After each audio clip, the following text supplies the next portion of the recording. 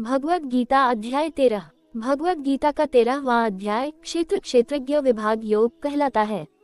इस अध्याय में भगवान श्री कृष्ण अर्जुन को शरीर, आत्मा, प्रकृति, पुरुष और परमात्मा के ज्ञान का विस्तार से वर्णन करते हैं।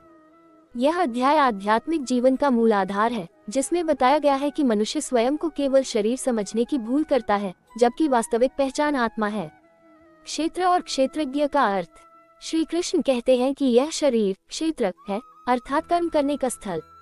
जिस प्रकार बीज बोने के लिए खेत आवश्यक है, वैसे ही कर्मों का फल प्राप्त करने के लिए शरीर आवश्यक है। और जो इस शरीर को जानता है वह क्षेत्रज्ञ है, अर्थात आत्मा।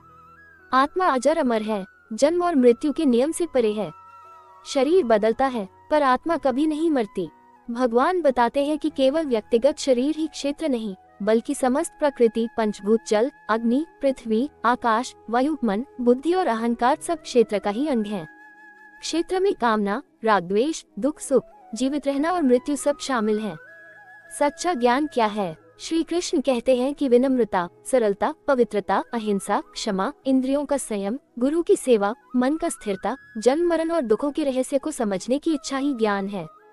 बाकी सब अज्ञान है। भगवान बताते हैं कि मनुष्य को घमंड, कपट, क्रोध, आसक्ति और तृष्णा छोड़कर जीवन को सरल और सत्य बनाना चाहिए।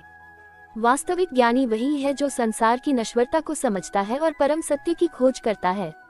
परमात्मा का ज्ञान। क्षेत्र में जहाँ जहाँ जीवन है, वहाँ वहाँ परमात्मा का अंश विद्यमान है। परमात्मा सर्वत्र स्थित है, सबको देखने वाले, सबको सुनने वाले, सब में समाये हुए और सबको संचालित करने वाले हैं। वह जन्म नहीं लेते, न मरते हैं और न किसी कर्म का बंधन उन्हें प्रभावित करता है। सूर्य की तरह वे सबको प्रकाश देते हैं पर किसी से प्रभावित नहीं होते।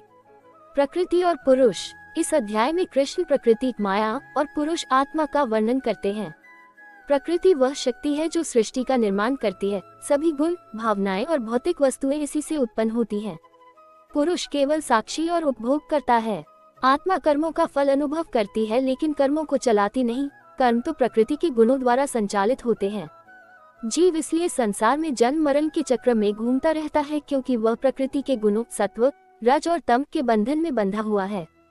मोक्ष मार्ग। जो मनुष्य भेद को समझ लेता है कि मैं शरीर नहीं बल्कि शाश्वत आत्मा हूँ, वही मोक्ष की ओर बढ़ता है। जब मनुष्य अपने भीतर परमात्मा को देखता है और सभी प्राणियों में एक ही आत्मा को देखता है, तब उसके सारे पाप नष्ट हो जाते हैं।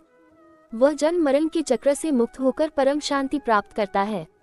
निष्कर्ष। भगवान श्री कृष्ण इस अध्याय में ये संदेश देते हैं कि सच्चा ज्ञान आत्मा और परमात्मा की पहचान है। शरीर अस्थायी है, आत्मा अमर है। परमात्मा हर प्राणी में समान रूप से विद्यमान है। जिसने स्वयं को समझ लिया उसने ईश्वर को पा लिया। अतः मनुष्य को अपना जीवन विनम्रता, भक्ति, सेवा, सत्य और संयम के मार्ग पर चलाना चाहिए, तभी वह परमात्मा से एकाकार होकर मोक्ष प्राप्त कर सकता है।